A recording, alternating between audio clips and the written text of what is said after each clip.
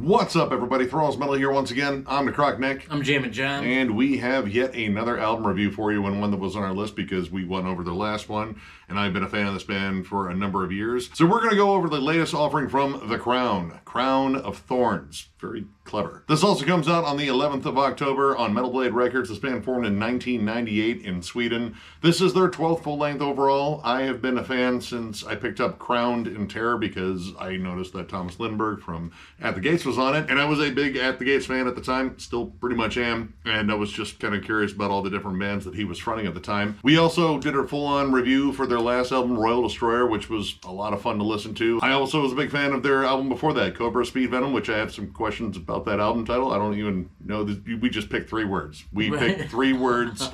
Two of them are kind of related. Yeah, I got into this band when we reviewed Royal Destroyer, although I'm pretty sure I've heard Cobra Speed Venom. I'm pretty sure I have, so maybe that's when I got into them, I don't know. But I definitely liked the last record, and so I figured, why the hell not keep going? And for those that don't know, I would describe this band as death thrash / melodic death metal.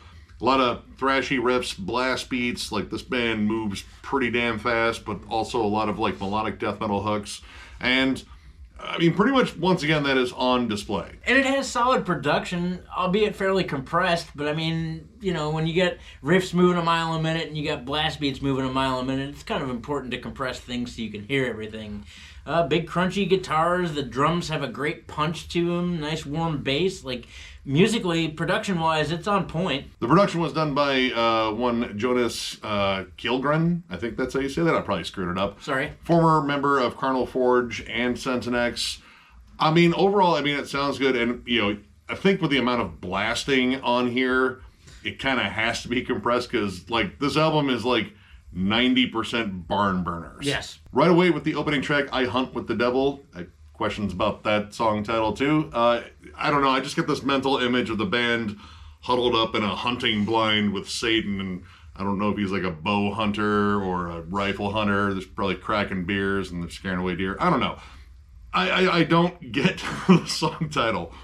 Anyway, blast beats right away. Like, it comes in flying and kind of shows off like a little bit more of like a blackened sort of dissonant vibe to it. There's a couple of moments on here where, you know, black metal accents kind of come in. Where Nightmares Belong, God King, there's like a little bit more, like almost kind of like a blackened thrash energy to it. Kind of.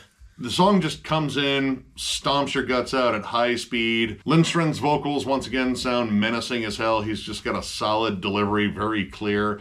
And yeah, like, kind of a good pace setter for the album because the rest of the album moves pretty damn fast. In fact, like, the groovier moments are kind of few and far between, but there definitely are some.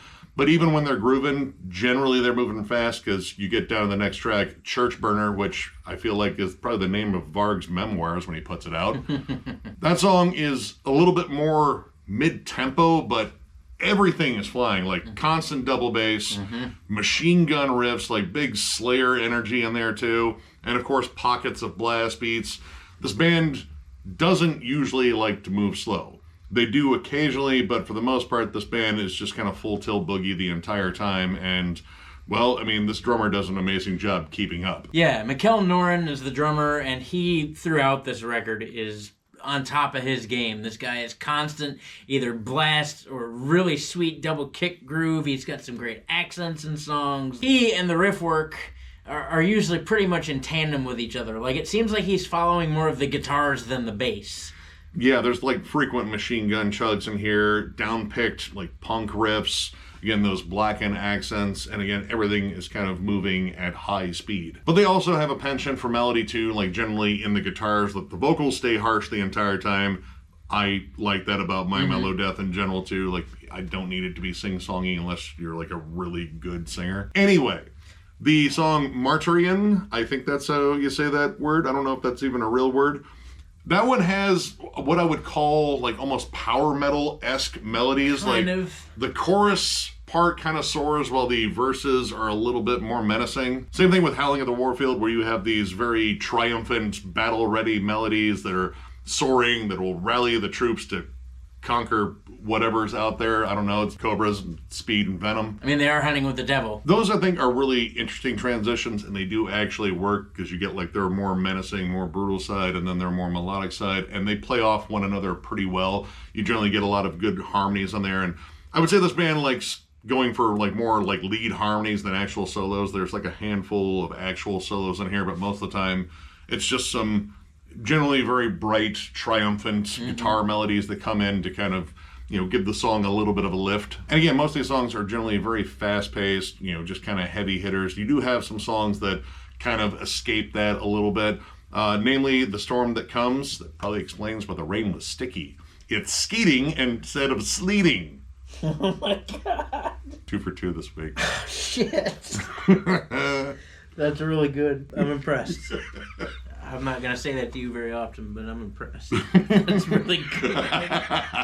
Anyway, dumb humor aside, this song is actually pretty damn epic. The riffs kind of latch on to more of like a classic heavy metal vibe. It feels anthemic. It's more mid-tempo. Like this is the fist pumper right here.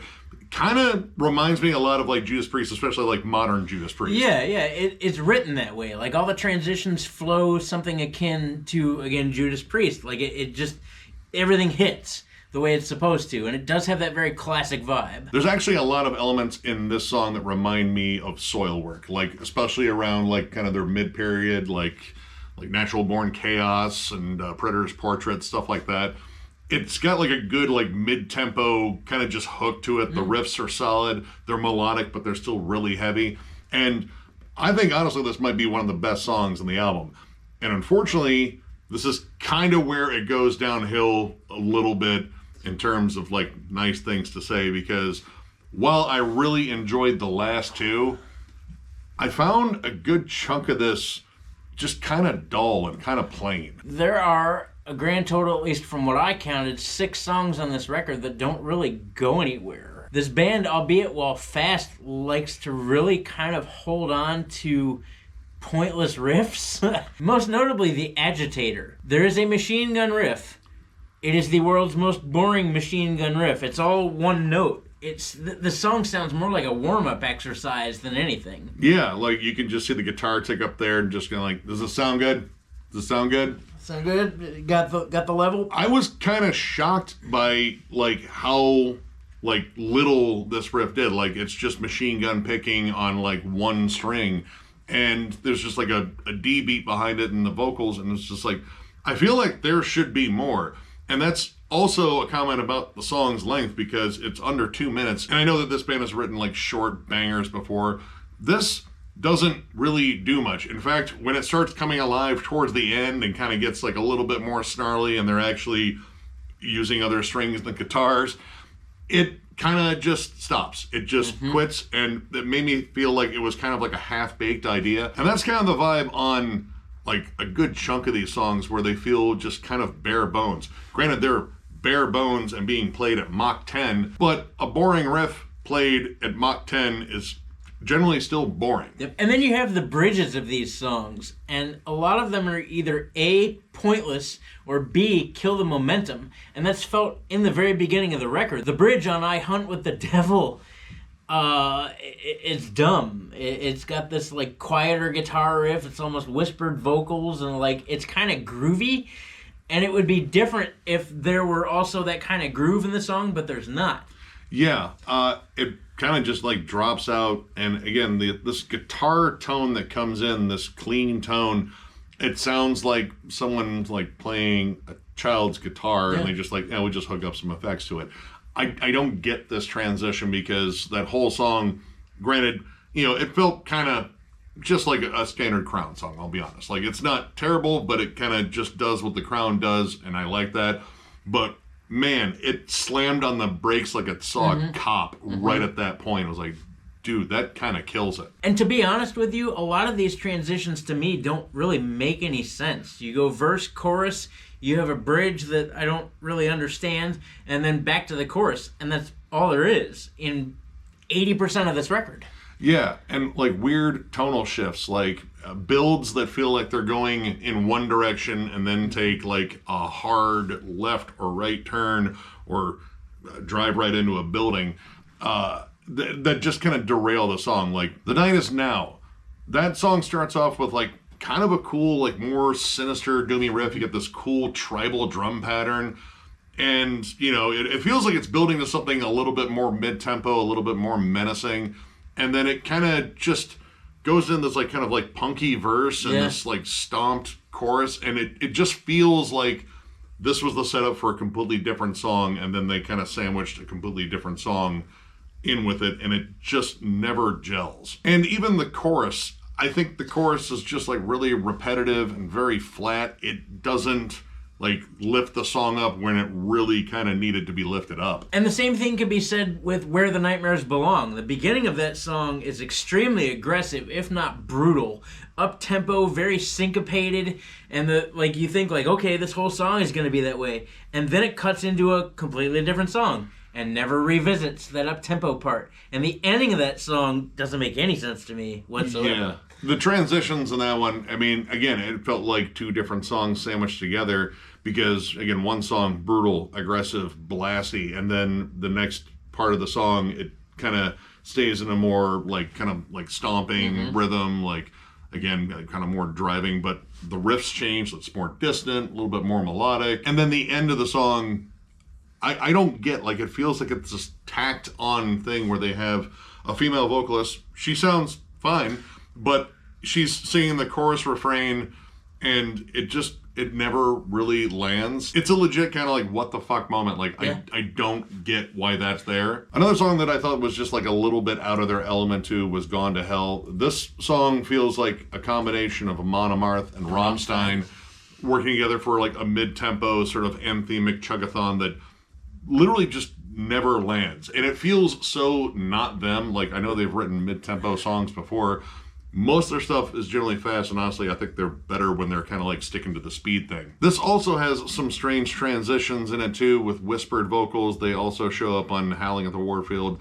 They don't necessarily fit because those whispered vocals, at least, you know, in terms of like going over a lot of metal, doing whispered vocals like implies like this is a creepy, sinister moment. It never hits that sort of vibe, so they feel really out of place. Well, you're right. There's no atmosphere behind it, and not only is that out of place, but that's the part that they choose to repeat. That whispered thing actually appears twice, and I thought, like, out of all the things you were going to repeat, why not repeat the syncopated Rammstein part? And kind of overall, I feel like some of these songs are needlessly drawn out, but it isn't as though, like, they're being, like, seasoned with extra stuff that kind of, like, builds the songs up. Often it's just, again, like, weird transitions or a tacked on part, like there's some synth scattered on here. They really don't do much to add to the song, plus again, like the guitars and drums and vocals really kind of drown them out anyway. I heard them a little bit on The Night Is Now on the chorus, I think maybe the first chorus, I don't know. I didn't like the chorus and I liked it less when I heard the synths. Like, to me, like, a lot of these songs feel like, again, it's just kind of a, you know, a meat and potatoes sort of thing, but instead of like seasoning it, they just throw like a bunch of parsley on there and it's like, there, it's garnished. And yeah, like they kind of fall flat. Now on the digital release, because people that listen to music digitally get more tracks apparently now, I still think that's stupid. Anyway, there are 3 additional tracks, and well, 1 out of 3 of them is really good. Yeah. Again, these songs kind of just like check the box, but I can kind of see why at least 2 of them were omitted from the CD release. Eternally Infernal is hellishly repetitive. I don't like the chorus, and I really don't like that they just keep repeating it, especially towards the end where like there's a really solid riff towards the end, but they kind of kill it with just repeating the song title. And then there's No Fuel for God, which honestly is one of my least favorite tracks on this entire thing. It's very, very basic. Like that opening riff, it sounds like they had written it like 10 or 15 times before. And again, another song title that I just don't get. Like, God's gas power, y'all. That's why the electric car's the devil. It's either that or like God needs gas money and I ain't loaning out shit. It's just a very basic, very stock song that feels familiar. Like, again, it sounds like The Crown, but it literally just kind of is there. Like, that's probably the nicest thing I could say about it. But there is a silver lining to these bonus tracks. The very last track, Mind Collapse. Fairly intense song. The drum work is killer. It's got some solid riffs. The transitions make sense. It's got a breakdown in it, finally. Like 13 tracks, nothing has a breakdown in it, but this song does. The lead work is cool. It actually goes out of the song in the lead work. It's got great harmonies. Like, where was this? This song has character. Like, it's not just fast. There are some cool, catchy riffs in it. It's got, like, energy to it. Like, This one feels like the Crown that I really got into all those years ago and was kind of searching for on this album and found in, like, little pockets. This was one of those pockets. The song absolutely whoops ass. I don't know why it didn't make the cut, because I could think of, like, 3 tracks at least minimal that I would have yeeted in favor of this one, just because this captures the energy. It's thrashy. It's got death metal accents. There are great blast beat sections. That breakdown smokes. It's one of the heaviest moments on this album. And this song feels like a completed piece. Like, it feels like this was fine-tuned. They worked on it. They made sure it had, like, all that violent energy that you expect from the band, but also had some good melodies and hooks. Like, this is kind of what I expect from the Crown. And again, kind of really didn't get much on this album, which again, I'm a little shocked by, because the last 2 have been really solid. I mean, there are a couple of decent songs on this record, but this one just seemed like it was the most put together and the most thought out and the most like, all right, we're going to hit them hard. Here we go. Like, just from one movement to the next, like everything just pounds and you're like, all right. So overall, I'm going to give this record 2 stars, and I feel pretty bad about that, but for the most part, this record is fairly lackluster. I will give it to the drummer. In fact, the drummer, I think, did his best to save most of these songs, because even in the songs where the riffs don't hit well or the transitions don't hit well, he's a busy beaver. Martyrian, Howling at the Warfield, The Night Is Now, God King, Where the Nightmares Belong, like all those songs, while I didn't really like them as songs, the drum work in them was killer. Now, you did have a couple redeeming factors to the record. Church Burner, The Storm That Comes, and again, that last track, Mind Collapse, is a banger. But I mean, like, really, outside of that, again, the transitions didn't make a whole lot of sense. Just, repeating verse, chorus. You got these little tiny leads. There were no real breakdowns. Like, a lot of the time, I was just like, why? And that's not really what I was looking for in a record. If you like The Crown, you might still like this. It's just, in my opinion, not them firing on all cylinders. So still check it out, form your own opinion. I am also going to go with the 2 here. Kind of let down by this. Like, there's definitely moments on here that I really dig, and, stuff that reminds me why I'm still a fan of The Crown. But some of this, again, it just feels, I don't know, maybe rushed, or, they just weren't feeling these songs. Because, I mean, you can definitely tell that, while they're playing faster than hell, like, some of these songs just don't quite hit. And that's, with brutality and melody. Like, some of the melodic hooks don't quite hit. Some of the choruses, I think, are really bland and just kind of basic. And in the brutal sections, I mean, honestly, like, it's like a smoldering fire versus one that's raging. Like, this one feels more smoldering. Like, the coals are still pretty hot. Like, don't touch them. But it's not like a blazing inferno, which, I mean, this band at one point, I mean, that's like kind of like all their stuff. I just find it odd that, like, again, despite the high speed and the intensity of this album, a lot of it just kind of feels dull for them. Mm-hmm. Still, though, I mean, there's a lot of familiar elements to the Crown on here, because this is the Crown. And this is just in my opinion. If you are a big Crown fan and you just kind of like what they do, I'm sure you'll probably find some stuff on here you like. I did find some stuff in here I like. It just wasn't most of it. But also, if you're a fan of, like, Hatesphere, The Haunted, there's a little bit of At the Gates here and there. If you like blasty music in general with melody, again, check it out, form your own opinions. Who knows, you might really dig this. It just wasn't for me. So, if you enjoyed this review, give it a thumbs up. And if you are new to the channel, subscribe, because we do stuff like this all the time. We also now have memberships. That is our current way of supporting the channel. We are eventually probably going to abandon Patreon. I just haven't figured out how to do it, because technology. But anyway, memberships, they are only 99 cents. We only have 1 tier, and the only perk so far we have is a members only live stream, which we will probably do more around like November, just because this month is absolutely insane with releases. and that's already going to be a ton of work. But we do offer a booger troll. I don't know how you guys feel about it. You guys keep posting it in the chat, though, so clearly you like the booger troll. And I'll eventually throw something else really stupid in there as an emoji. So yeah, promise, because that's how we roll here. But again, if you'd like to help us out, there's a join button down below. And we also still have our t-shirts and such over at thrallsmetal.com. They are, again, same price as I usually say. The new ones are still not that new, but more than the old ones, which are discounted. And we still have hats too. So yeah, down below, join button, thrallsmetal.com. And of course, still a ton of stuff going on at Thralls of Metal. Album reviews, discography rankings, multiple discussion forums, multiple segments. Is it metal? Is it not metal? States of metal. Nick's never-ending collection updates. What's John Jammin is going to come back. Tons of stuff going on, because what else are we going to do with our time? And really, we do all this for you guys. Thank you all, to all of our subscribers, everybody that supports this channel. We can't express to you how much we appreciate you guys. It's awesome that you guys want to be a part of this. We are very thankful. Yeah, you guys absolutely rule. Tons of content coming your way. So one more big thank you, because you guys have been so sweet. Thank you. So sweet. And we are going to catch you later.